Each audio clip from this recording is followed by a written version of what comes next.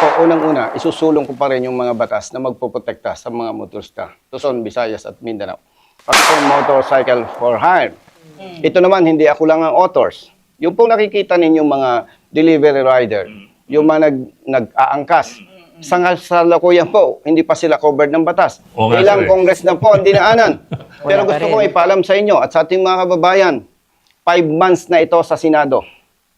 100% hindi uli ito makakalusot sapagkat isa sa mga pinakamalalang problema natin dito, yung heavy traffic. So, meron ka bang naiisip na policies na ipupush mo sa Senate just in case na manalo ka to help solve these issues? alam niyo, Ma'am Maricel, no? So, ang nakikita ko po dyan na isang solution, Ma'am Maricel, no? Parang ikukumpara mo sa isang malaking eskwelahan. Okay? Political dynasty. Hindi po ako pabor sa political dynasty. Divorce. Hindi po ako pabor sa divorce.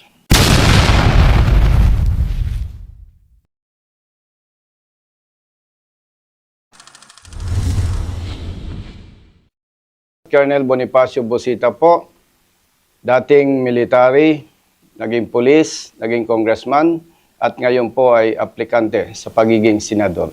Gandang araw po sa inyo.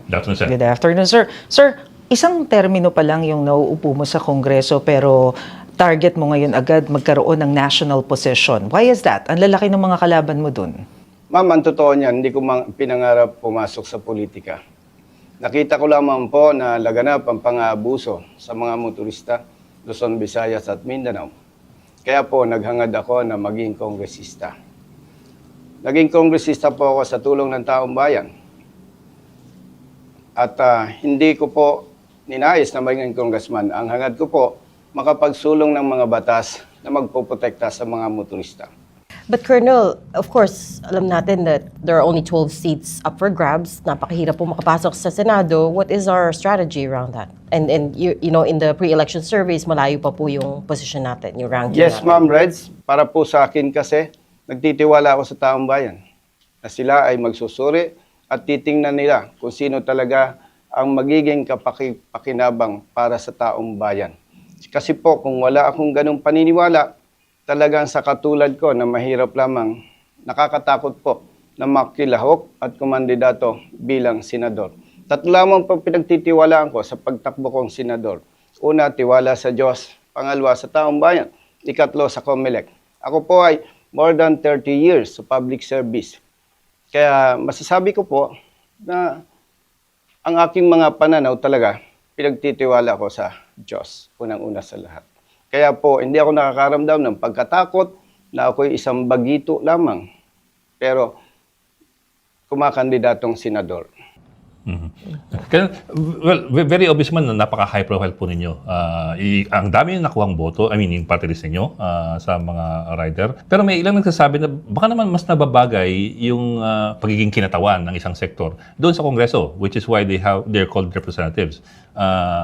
Yes, sir. In Congress nga, di ba, you do represent a sector or a geographic location. Yes, sir. So may ganun pong argumentong iba na baka kung isang sektor po ang ating tinatarget na kinatawan. Yes, sir. May katwira naman po yung mga may ganong idea. Pero katulad po ng nasabi ko, parang masasayang lang ang panahon ko sa Kongreso kung mananatili ako dito.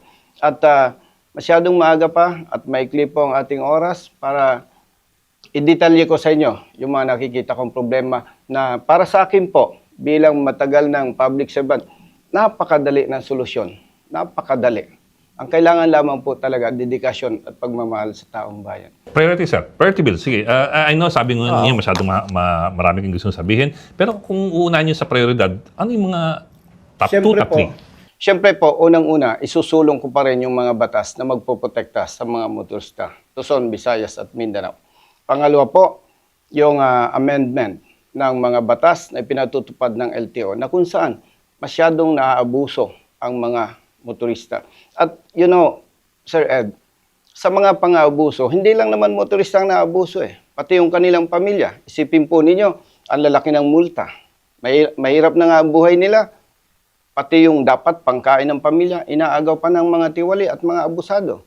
Pasensya sa mga leader, mga official ng iba't ibang agency. Wala naman silang pagmamahal sa mga naaapi at naabuso. Bakit po? Saan ka nadinig na inaksyonin nila at pinarusahan na nagkasala? Wala naman.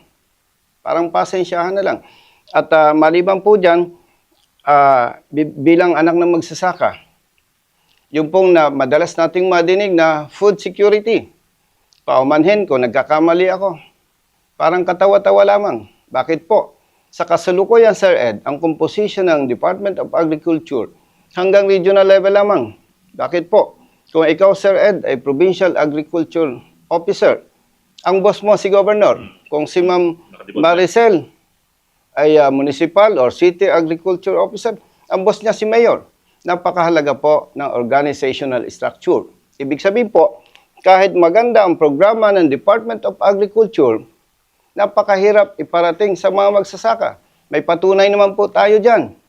Anong kalagayan ng mga magsasaka? Hindi nila matanggap yung suporta ng pamahalaan. Ano po ang resulta? Marami tayong mga nakatiwangwang na lupain. Samantalang, kung itong mga programa ng pamahalaan ay maibababa sa mga magsasaka, lilit ang gastusin nila, magkakaroon sila ng tapang, lalaki ang production, bababa ang presyo ng bilihin sa palengke. Ano po maganda doon? Kung ikaw, Sir Ed, ay isang maliit na manggagawa sa kasalukuyan, ang liit na nga ng kinikita mo, kapos na kapos pa, para pambili ng pagkain ng pamilya mo sa palengke. Hindi po, biro yon, sapagkat nagigipit ka at ang pinapakain mo sa iyong pamilya ay mahina lamang. Apektado po ang kalusugan. Kaya po, isa sa ating bibigyan ng atensyon ay itong kalusugan. Nakapareho din po ng Department of Agriculture. Colonel, pasensya na. It's still not clear to me ano yung specific bills that you will try to pass, to write sa Senado in order to protect the riders. I mean, okay, I understand you're saying na maraming abuso, pero what's a specific example of a bill na gusto niyo pong ipasa? Number one, Ma'am Reds, ito pong Fair Traffic Apprehension Act. Sapagkat sa kasalukuyan, Ma'am Reds, pag ikaw ay motorista galing sa Mindanao o Visayas or sabihin natin Isabela, malalakas po ang loob ng mga traffic enforcers and police. Bakit po? Kapag nagbibigay po ang lokal na pamahalaan ng 30% or 20%, ibig sabihin po, kapag nakapanghuli ka sa araw na ito na ang halaga ng multa ay 10,000 pesos, meron silang 3,000 pesos doon. Totoo po Or ba yan? 2,000 pesos. Yes po. Is that proven? Yes po. May mga lokal na pamahalaan po, with respect sa kanila, hindi ko na lang papangalanan, pero yan po ay validated information. Sa Luzon po, sa Visayas, sa Mindanao, Sa Kamaynilaan, particular. Okay. So, ang nagiging interest po ng ibang tiwali, by the way, paglilinaw, Ma'am Reds, hindi naman lahat tiwali. Marami lamang mga tiwali. Now, kung ikaw po ay taga-norte, ang daming violations na i-charge sa'yo. One, maisip mo, ang hirap para sa'yo, galing ka Isabela. Hindi ko naman sinasabing tama ka, pero magkakaroon ka ng interest magsuhol. What first thing that you will do is i-amendahan niyo po yung... No, ma'am, yung Fair Traffic Apprehension Act, yun po ay panukala nating batas talaga. Okay. Para sa Ipapasin atin. niyo. Okay. Sapagkat yan po, bata pa po tayo, yan na ang nakikita nating problema. Pangalawa, Ma'am Reds, itong motorcycle for hire. Ito naman, hindi ako lang ang authors. Yung pong nakikita ninyong mga delivery rider, yung mga nag-aangkas, sa kasalukuyan po, hindi pa sila covered ng batas. Oo nga, Ilang sir, eh. Congress na po ang dinaanan. Pero Wala pa gusto rin. ko ipaalam sa inyo at sa ating mga kababayan, 5 months na ito sa Senado. 100% hindi uli ito makakalusot sapagkat recess na kami. Huwag dapat pinapaasa ang riding community. I understand yung priority mo is to protect itong mga motorista, yung mga drivers. But I wonder, kasi of course, isa sa mga pinakamalalang problema natin dito, yung heavy traffic. So, meron ka bang naiisip na policies na ipupush mo sa Senate just in case na manalo ka to help solve these issues? Alam niyo, Ma'am Maricel, no? So, ang nakikita ko po dyan na isang solution, Ma'am Maricel, no? Parang ikukumpara mo sa isang malaking eskwelahan. May college students, may high school, may bata. So, napakaganda po na dapat ay bigyan po natin sila ng talagang linya para sa kanila. Kaya nga po, sabi ko, ma'am, kung yung pagbell ng school, yung bata, ito yung sa yung space, ito yung sa college, ito yung sa high school students. Same with EDSA. Bakit po? Bakit ko ikinukumpara? Sa isang eskwelahan, pag nagbelyat, yung batang maliliit ay kung saan pumupunta, hindi maganda ang flow. Samantalang, kung yan po ay maayos, mas magiganda ang flow. Ikumpara natin sa EDSA. Ang motorcycle riders po, talagang singit na singit kahit saan. Kaya na-obstruct yung mga sasakyan. Samantalang, technically, nagsulat na po ako sa DOTR. Nire-recommend ko, Ma'am Maricel, na mag-provide ng motorcycle lanes para sa mga riders. Yung po ay technical. Hindi po yung tumingala lang sa kesame. Mathematically, yung numbers of vehicles versus space or lanes available. Ibig sabihin po, kung ano na yung nandyan, dapat remedyohan na lamang. Okay, Colonel, sorry. I know that's your advocacy, pero of course, in the Senate, you're going to be tackling all national issues, right? So, magme-mention lang ako ng ibang issues here. You just say, sumagot lang po kayo, agree or disagree, okay? Political dynasty. Hindi po ako pabor sa political dynasty. Divorce. Hindi po ako pabor sa divorce. Same-sex marriage. Pasensya po, nire-respeto ko po yung LGBT, pero naniniwala po ako na bilang Katoliko, anuman ang ating relihiyon, pasensya po, opinion ko lamang po. Hindi po ako sumasang-ayon sa same-sex marriage. But again, nire-respeto ko po ang mga pumapabor dyan. Death penalty. Hindi po ako pabor sa death penalty sapagkat may problema po tayo sa criminal justice system. Mahina. Comprehensive sex education.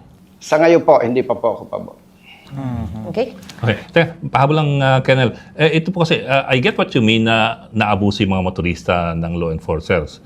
Pero at one point in your life, you were a law enforcer. Kayo dating sa Highway Patrol Group. Yes, sir. So, how do you reconcile yung dalawang yun? Ako, sir, naabuso pa yung mga motorista Sir, all this ako time? po, nung nasa Highway Patrol Group, protektado po ang motorista sa nakasasakupan ko. Namimigay po ako ng calling cards, ng numbers, at sa tao ko po, sinasabi ko po, ang gusto ko gawin natin ang tama.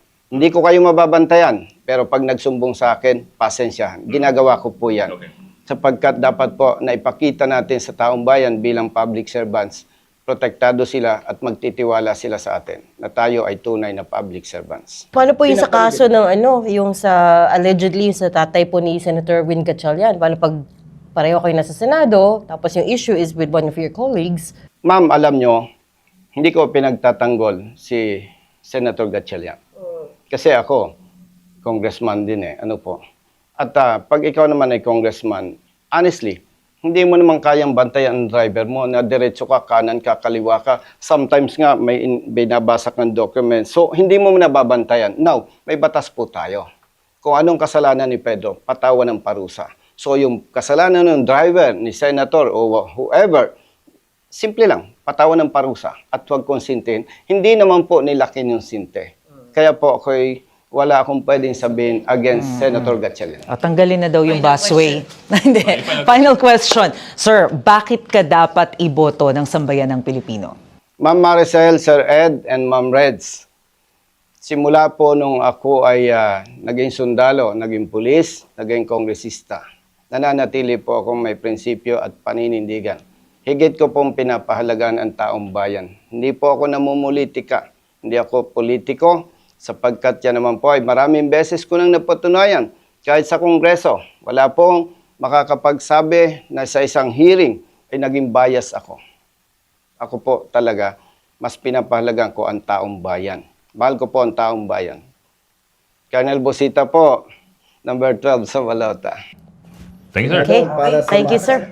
Puso ang karapatan na dapat ay sana pinahahalagahan. Ngunit iba ang sistemang nakasanayang tila ba inaagawan ng ilalaman ng platong na dapat para sa pamilya na nag-aabang. Huling walang basihan kundi ang makapal lamang sa mga taong hangad ay mabuhay lang ng marangal. Pero wag kang mag-alala dahil may kakampi ka. Basta nasa tama, asahan mo nandito siya. Para sa'yo anumang oras ipaglalaban ka niya. Siya si Colonel Busita, ang senador para sa Nandito na si Colonel Busita, senador ng mga